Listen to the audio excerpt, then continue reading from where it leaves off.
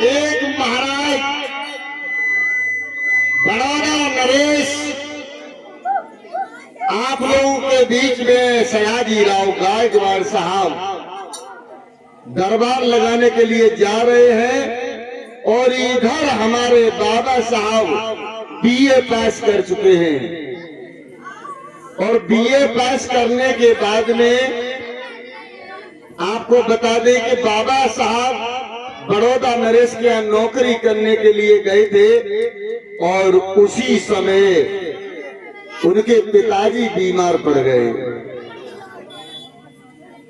तो जब पिताजी बीमार पड़े और उनकी खबर जब बाबा साहब के पास पहुंची कि तुम्हारे पिताजी की तबीयत बहुत खराब है, आनंद राव का कार पहुंचा कि पिताजी की तबीयत ज्यादा खराब है। तो बाबा साहब चले आए और आने के बाद में जब अपने पिताजी को देख करके रोने लगे और पिताजी ने अपने बेटे के हाथ पकड़ के एक बात कही थी, अंतिम शब्द थे सतपाल जी के, क्या थे? सतपाल जी समझा रहे हैं 2 फरवरी 1913 की बात है माताओं बहनों, इस दुनिया को छोड़ करके जा रहे हैं।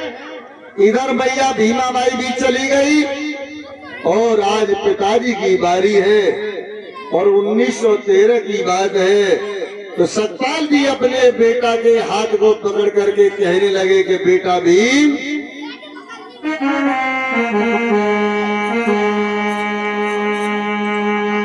अरे पूरी पढ़ाई करिए लला, चाहे जितने कष्ट उठाइए,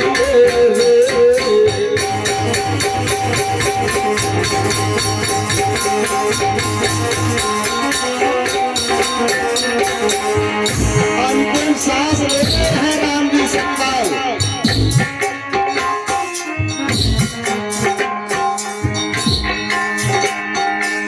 अरे पूरी पढ़ाई करिए लला, जितने कष्ट उठाइए, और भारत के तल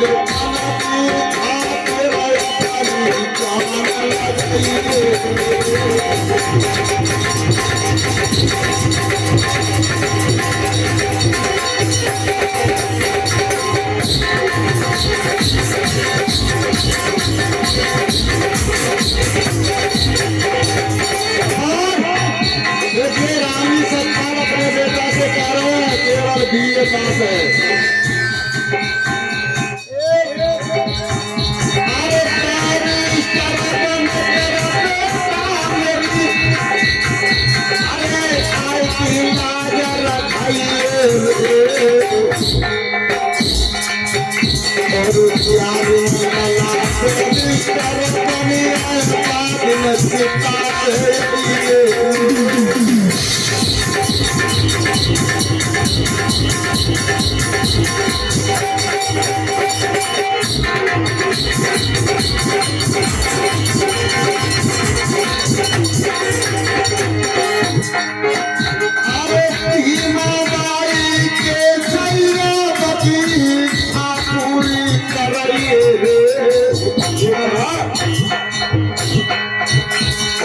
नारी जात की लाज रखाए तुझी जान लगाइए।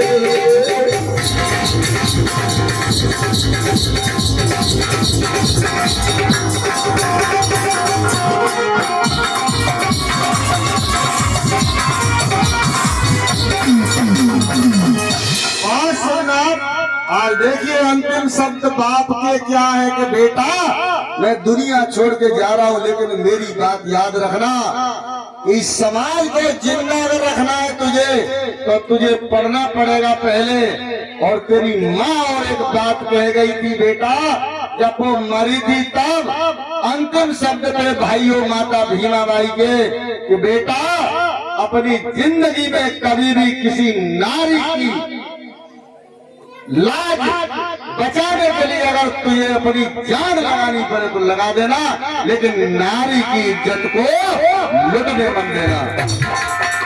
और वही शब्द याद रहे बाबा साहब को, जब कस्तूरबा गांधी के सिंदूर की लाज और गांधी के प्राण बचा करके पूना फैक्ट में वो किया था बाबा साहब ने। क्या हुआ?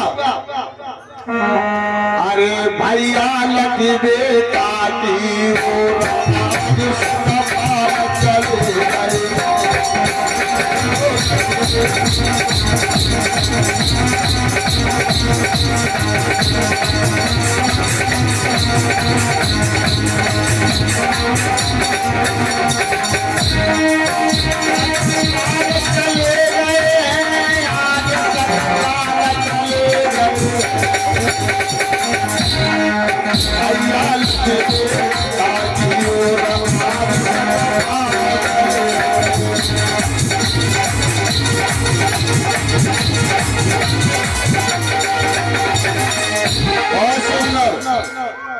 चले गए दुनिया से बाबा साहब रोने लगे, और उनकी दूसरी माँ जीजाबाई रोने लगी, भैया रोने लगे, और रमाबाई रोने लगी, और भीम का रो रो के बुरा हाल हो गया बंधुओं।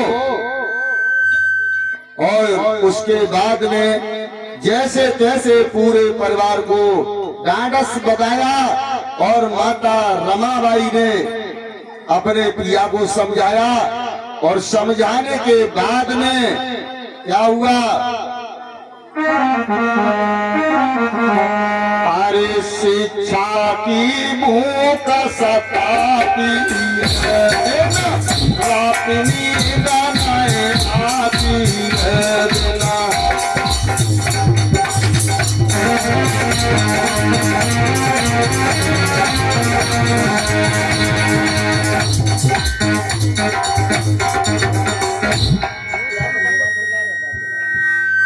शिक्षा की भूख सताने लगी बाबा साहब को। और इधर क्या हुआ भैया? महाराज सयाजीराव गायकवाड़ ने एक ऐलान किया। ऐलान ये किया कि हम हमारे जो राज्य में अच्छे बच्चे हैं जो पढ़ना चाहते हैं, विदेश जाना चाहते हैं, उनके लिए हम व्यवस्था करते हैं, उनके लिए व्यवस्था करते हैं। और राजा साहब देखिए आज दरबार में आ रहे हैं और क्या व्यवस्था करते हैं आप देखेंगे। अरे भूपन मंत्री को लौहे बुलाए, राजा ने दरबार लगाए।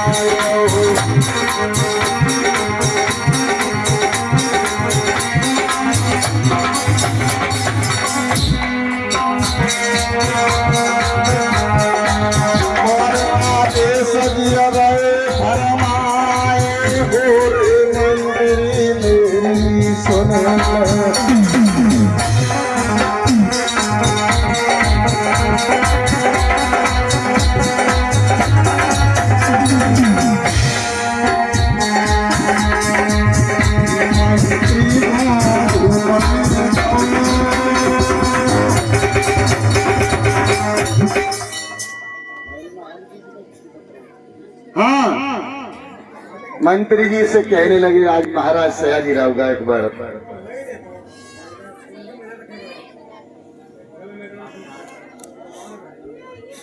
भैया चालू कर दियो ये माइक वैसे वाले।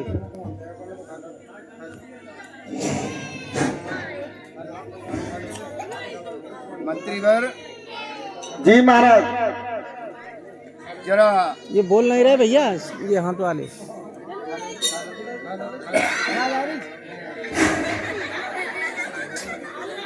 मंत्रीवर जी जरा राज्य में बोले पता करो कि कोई दीन असहाय गरीब पिछड़ा कोई ऐसा तो बच्चा नहीं है जो प्रतिभाशाली हो और पढ़ाई से वंचित रह रहा हो, पैसे के अभाव में वो पढ़ाई न कर पा रहा हो। जरा राज्य में पता करो, हमारे राज्य में कोई अनपढ़ नहीं होना चाहिए। और जो दलित पिछड़े और शोषित वर्ग के जो बच्चे हैं जो पैसे के अभाव में पढ़ नहीं पाते हैं, तो उनको राज्य में देखो कोई बुलाला ऐसा तो नहीं है जो अशिक्षित हो, घर पे बच्चा बैठा हो, मेधावी छात्र हो। क्योंकि हमने एक संस्था चलाई है, जिस संस्था के माध्यम से हम मेधावी छात्रों को पढ़ने के लिए हम प्रोत्साहित करते हैं, उनको धन देते हैं, उनकी पढ़ाई का हम खर्चा उठाते हैं। जाओ राज्य में देखो जाकर के कि कोई ऐसा तो नहीं है। जी महाराज। बुलाला माइक वैसे वाले बोले। आज राजा साहब का आदेश हो गया। क्या आदेश दिया राजा साहब ने?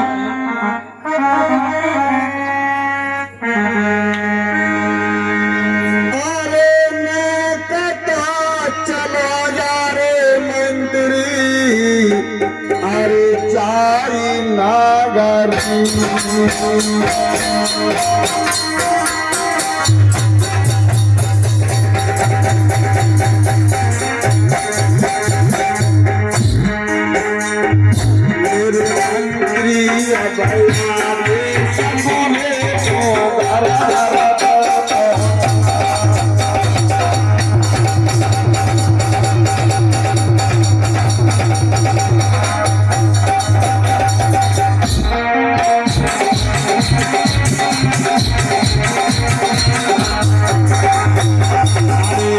चारे पापा चारे मंत्री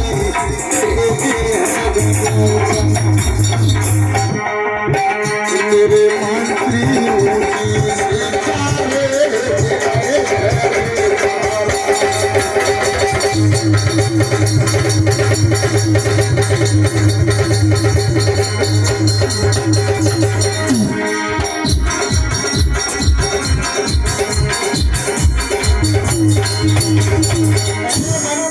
मंत्री आज चला है नगर में और आवाज लगा रहा है कि भैया राजा साहब का आदेश है, अगर किसी के होनहार बच्चे हो और विदेश पढ़ना चाहते हो तो राजा के दरबार में पहुंच जाएं। आज राजा साहब के आदेश को सुन करके भैया और ये खबर लग गई बाबा साहब को, यानी भीमराव अंबेडकर साहब को, और उन्होंने अपने गुरुजी को साथ में लिया। और लेने के बाद में आज देखिए कह रहे हैं, क्योंकि शिक्षा की भूख सता रही है, भीमराव अंबेडकर को विदेश में पढ़ने की इच्छा है, तो आज अपने गुरुजी से कहने लगे, गुरुजी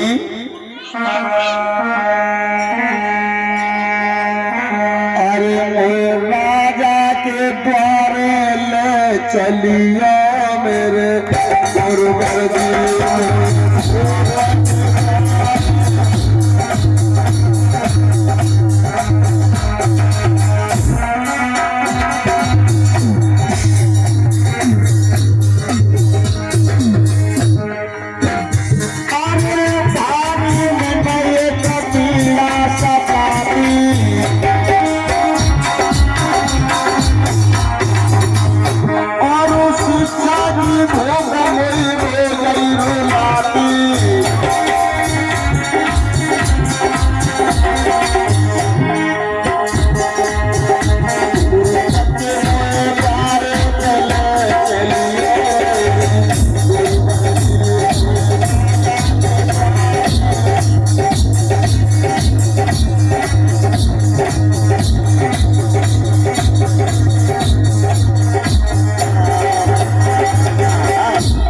भैया इधर बालक भीम अपने गुरुजी के साथ में आ गए और आने के बाद देखिए आज दरबार लगा हुआ है महाराज का, और मंत्री से पूछने लगे, भैया मंत्री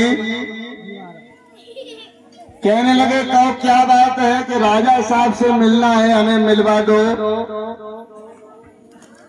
राजा साहब हैं क्या कचहरी में? ऐसा तो उनसे जरा हमें मिलवा दोगे आप? बिल्कुल सर, मिलवा दो। मंत्री चला और राजा साहब के पास पहुंचवाए और कहने लगा हाथ जोड़ करके, महाराज अरे कैलस कर जी आए हैं, बेटा साथ मिलाए हैं।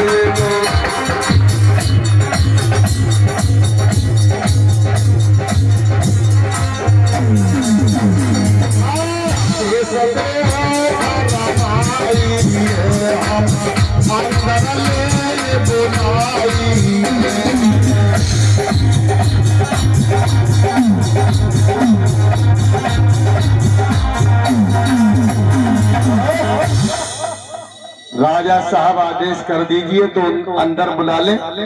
कौन कैलुस्कर जी हैं? जी। अरे वो मेरे पुराने मित्र हैं मंत्री, उनको आदर के साथ दरबार में लेकर के आओ। जाओ। जी महाराज, अभी लेके आते हैं।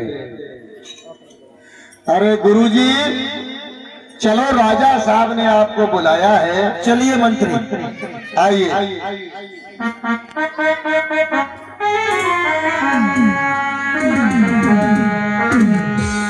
आ गए राजा साहब के दरबार में और राजा साहब ने जैसे ही कैलुस्कर को देखे हैं और भैया क्या किया।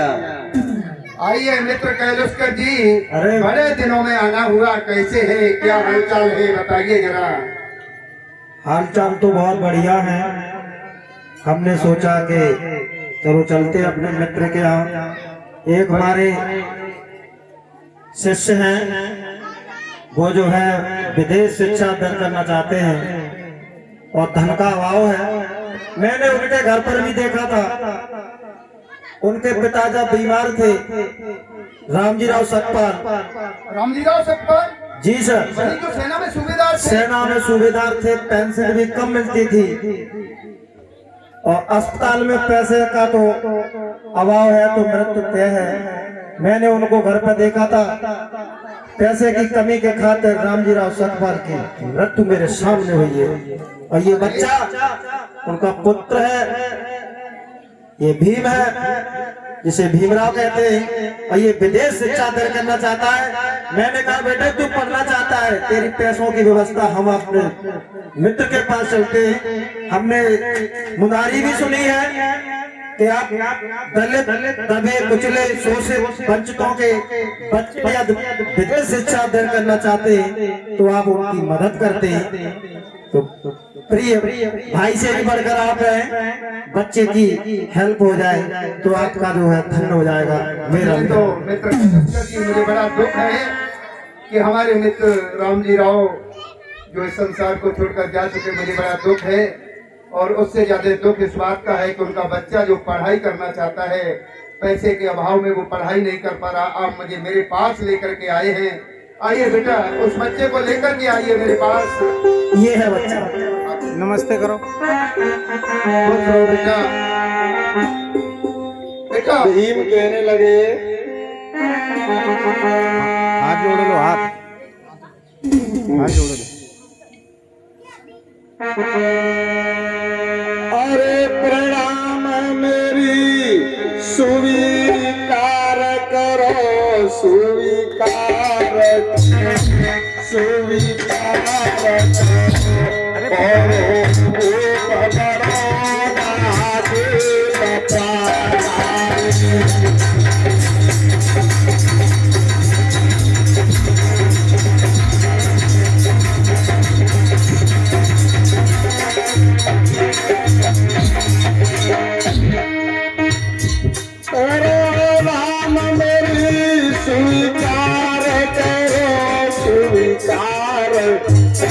स्वीकार करो, तुम भूप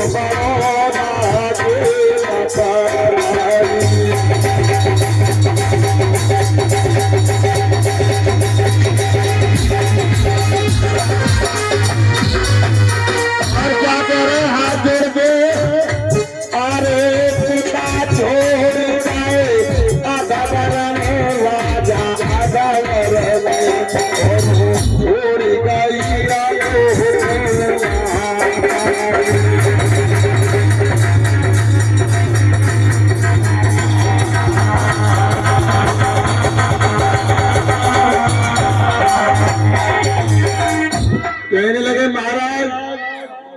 पिताजी भी इस दुनिया में नहीं है, माँ भी नहीं है और मैं विदेश पढ़ना चाहता हूँ। अगर आपकी मेहरबानी हो जाए तो मेरी शिक्षा पूरी हो जाएगी।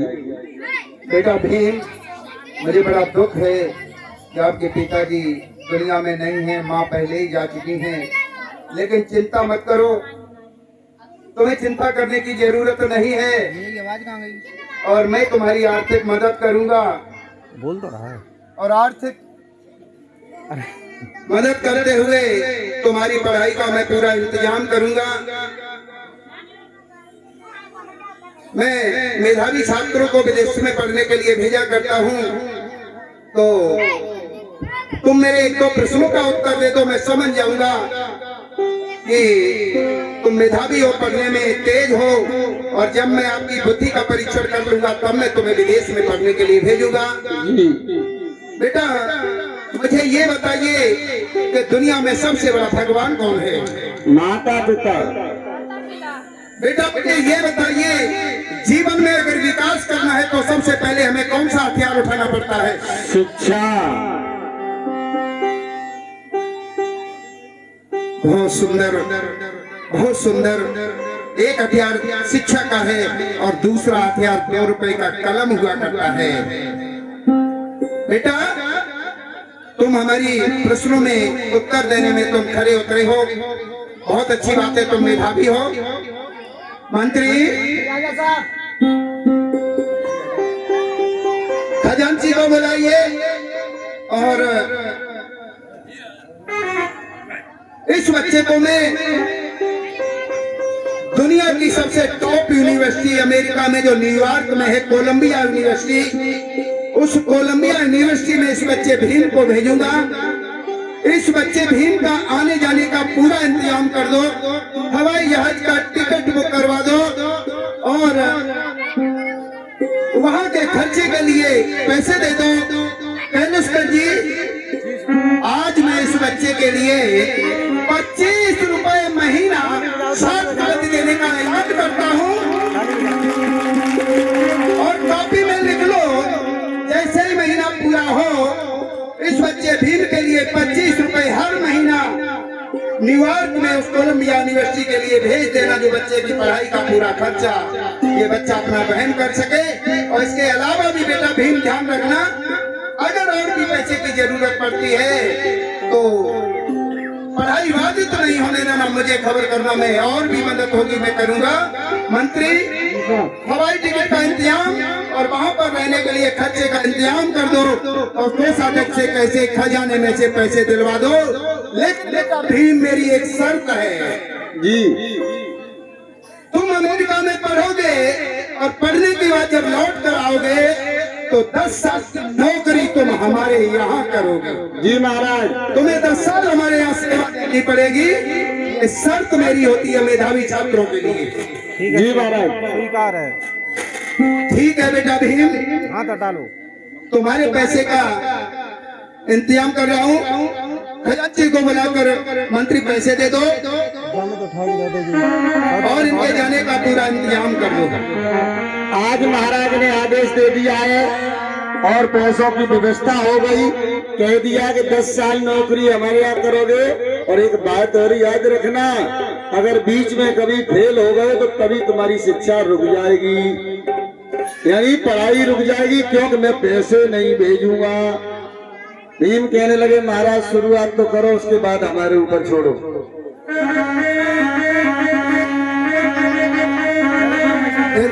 आज पैसे लेकर के बालक भीम यानी भीम राय मन लगाकर पढ़ना। मंत्री इस बच्चे भीम को एक पेन दे दो। बेटा पकड़ो ये पेन और जीवन में इस पेन की लाज रखना। ताली बजाओ, एक बार ताली बजाओ। इस पेन से वो काम करके देना कि ये भारत का बच्चा बच्चा ही नहीं, विदेशों में तुम्हारे नाम की गूंज घूमे।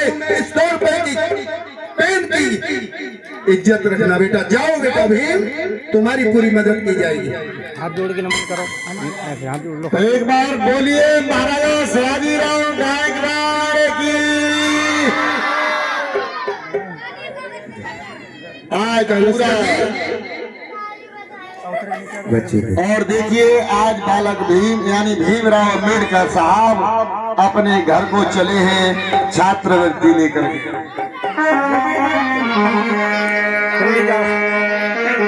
अरे धीरे धीरे पड़ गए पहुंच जाए रामा बाई।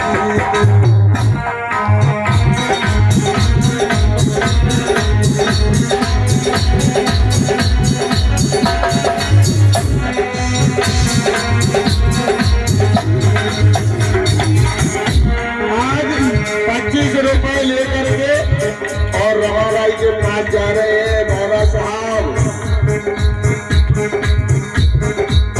और रामों से कह रहे सुनाए राजा साहब की कृपाई।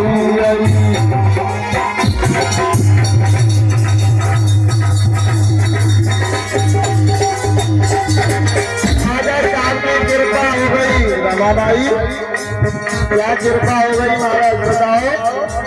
अपने पिया से साहब देती है रमाबाई और बाबा साहब भी अपनी पत्नी को प्यार में रामू कहते हैं।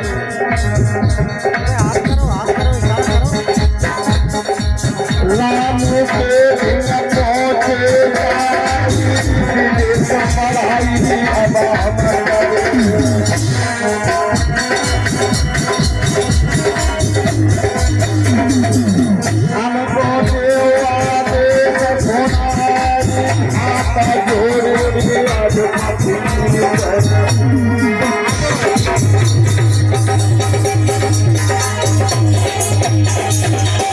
आज कहने लगे रामू मैं विदेश में पढ़ने जा रहा हूँ, राजा साहब ने पैसे की व्यवस्था कर दी है। अच्छा ये बता तू कैसे काम चलाएगी। तो मालूम है रमाबाई कहने लगी तुम चिंता क्यों करते हो, मैं सब देख लूंगी, चिंता करने की कोई बात नहीं है? लेकिन एक बात बताओ क्या कितने दिन बाद लौट के आओगे। रमाबाई कहने लगी कितने दिन लौट के आओगे। तो भीमराव अम्बेडकर जी कहने लगे 3 वर्षों बाद आएंगे। कितनी वर्षों बाद? 3 वर्षों बाद आएंगे। तो मैया रमाबाई क्या बोली है मालूम है माता बहनों?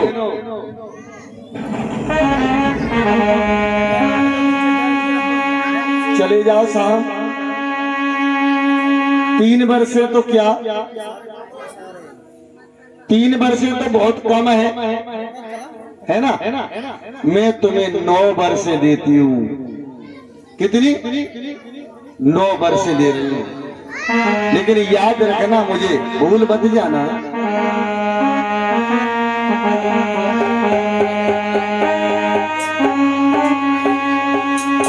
3 वर्ष दे रही हूँ, तुम मांग रहे हो मैं 9 वर्ष दे रही, लेकिन एक बात याद रखना मेरे साथ,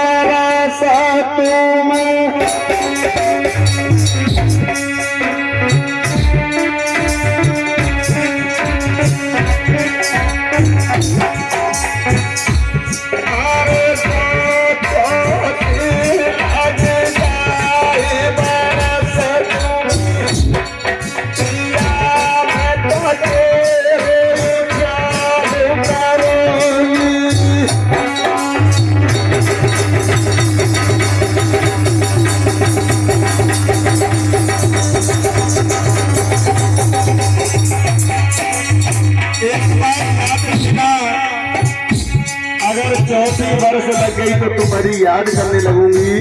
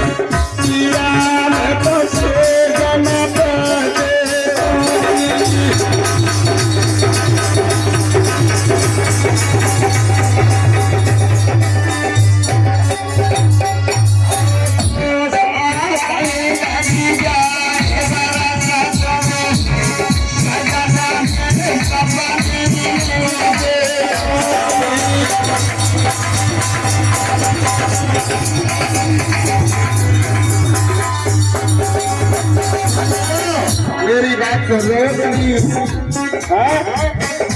अगर तुम्हें 7 साल बीत गई फिर भी मैं तुम्हारा सपनों में इंतजार करूंगी साहब।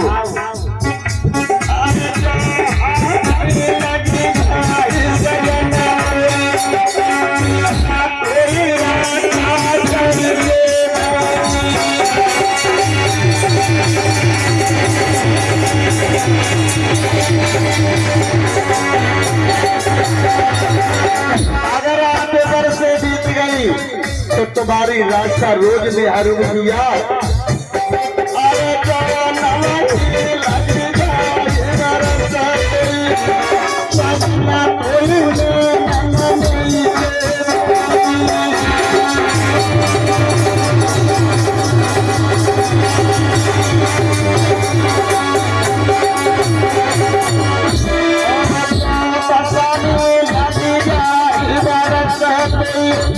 साजना कोई धारा नहीं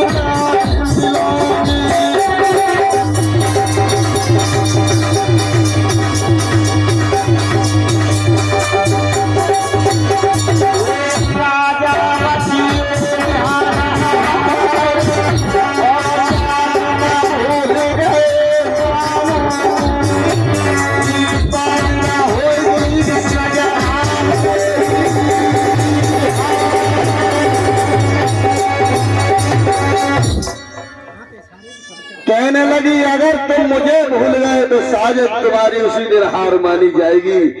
विदेश में जाकर के मुझे भूल मत जाना।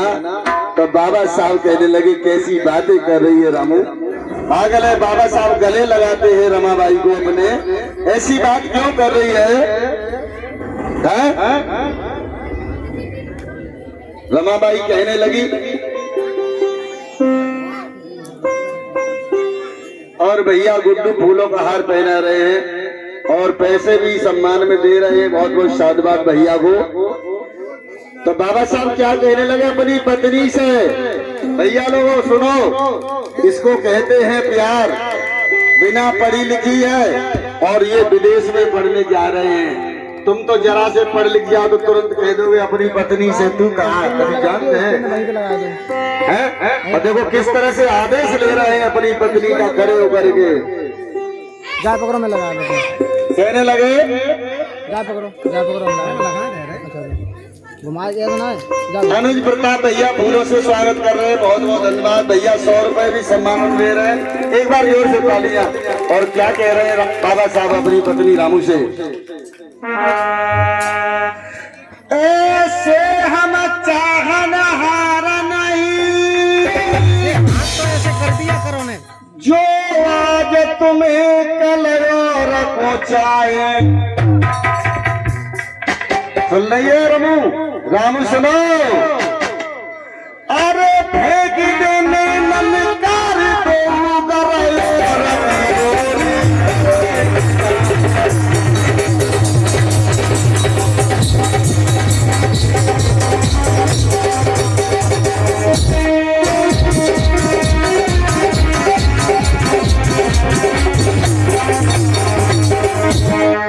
ऐसे चाहने वाले नहीं है रामू, तू चिंता क्यों कर रही है?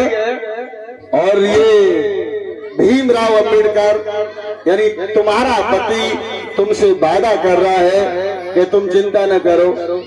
हाँ तो भी चला कर मैं विदेश जरूर चला जाऊंगा लेकिन तुम्हारा पूरा ख्याल रखूंगा। रामू तू चिंता न कर। तो क्या कहने लगी अपने पिया से, आज रो करके आंखों में आंसू आ गए मैया रमाबाई की और कहने लगी साजन हिम्मत तो भर लेती है लेकिन टूट भी जाती है बीच बीच में। और कहने लगी अरे कैसे रहूंगी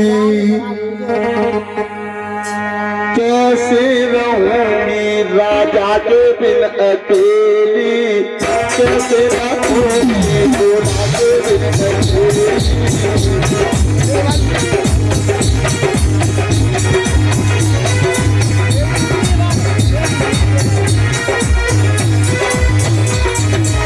कैसे रहूंगी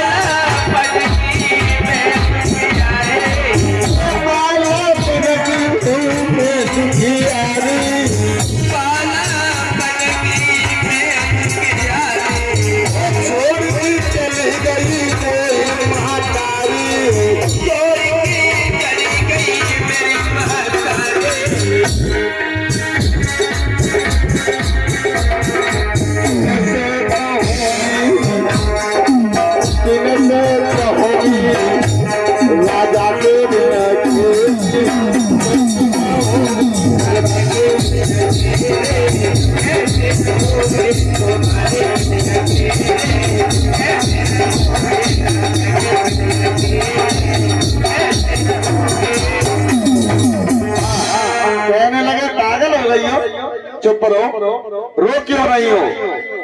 हैं? तो मैया रामू कहने लगी तुम जा रहे हो, मैं कैसे रहूंगी? माता बहनों, जब कोई घर से जाता है तो याद तो आती है ना?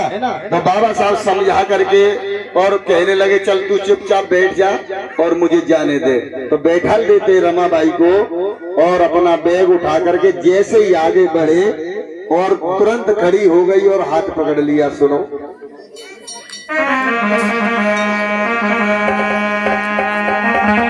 दिल लेके जा रहे हो, दिल लेके जा रहे हो, कैसे जिएंगे हम? दिल लेके जा रहे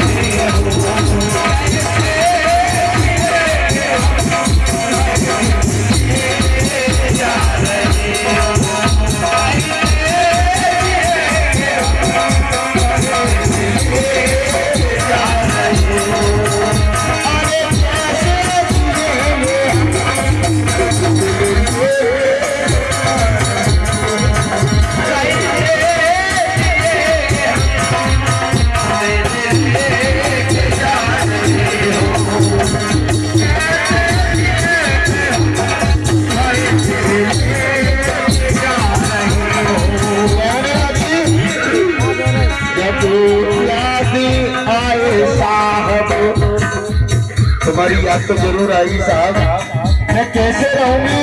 घर में तो कोई है नहीं। अरे याद ही आए हो साहब,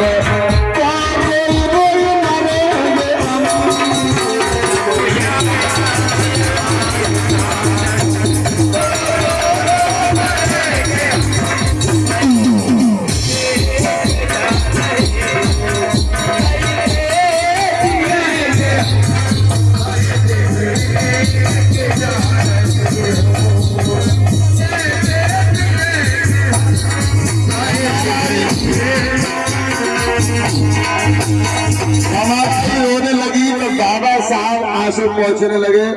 रोना क्यों रो रही हो? हिम्मत रखो। क्या कह रहे हैं बाबा साहब अपनी प्रिय रामू से? अरे काहे को रोई रोई मोको तैयारी रूला,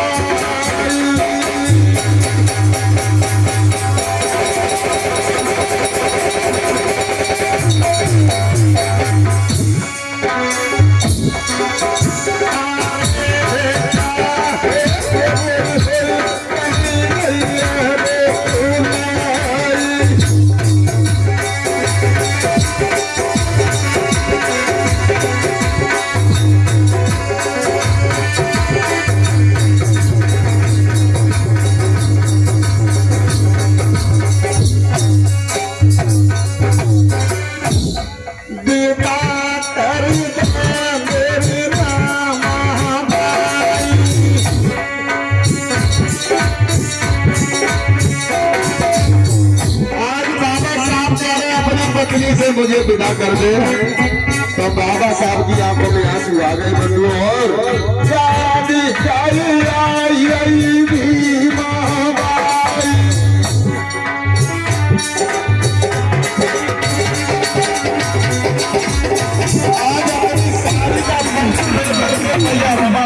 आंसू पहुंचने लगी बाबा साहब से। क्यों रो रहे हो? क्या बात है?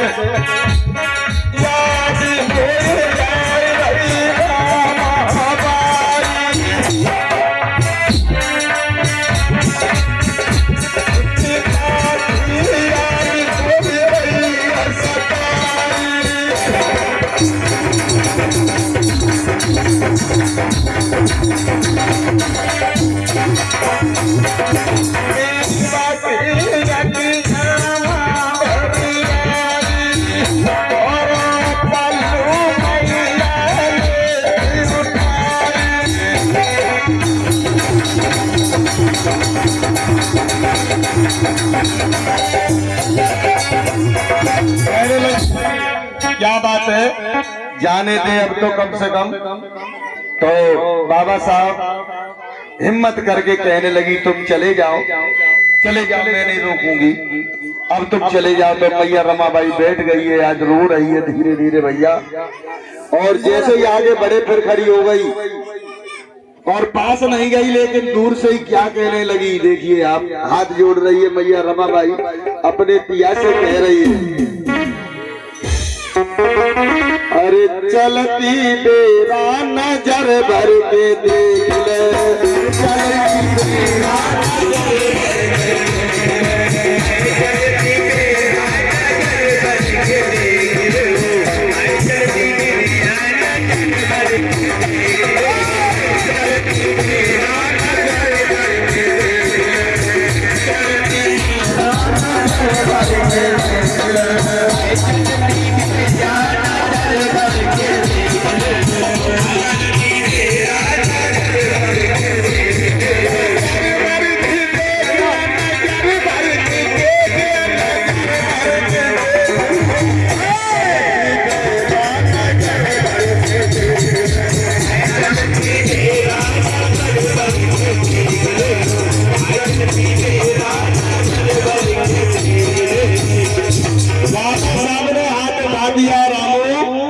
तू बैठ जा और मैं अब हवाई अड्डे के लिए रवाना होता हूँ। तो मैया रमाबाई वो वहीं से हाथ हिला करके बाबा साहब रवाना हो रहे हैं।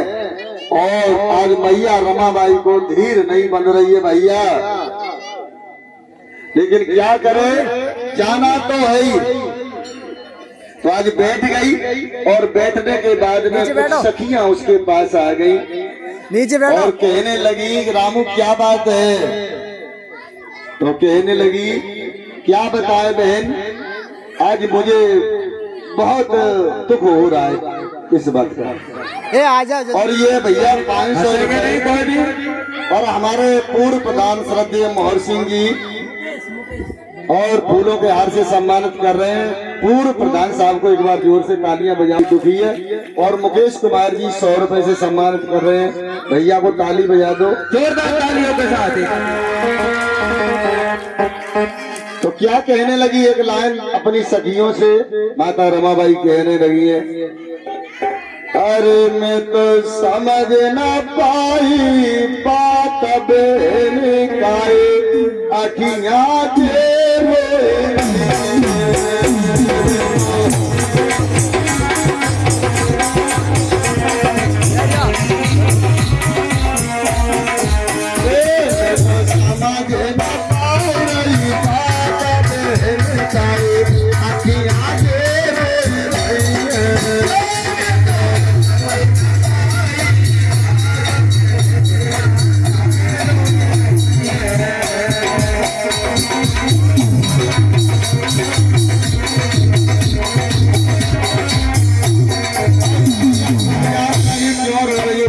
नहीं है, लेकिन कह रही हूँ कि मैं कैसे गुजर चलाऊंगी। मेरे घर पे कोई इंतजाम नहीं है, कोई दूसरा कमाने वाला नहीं है। लेकिन मैया रमाबाई कह रही है कि आज मुझे बहुत अच्छा लग रहा है। किस बात के लिए बहन, मेरे सजन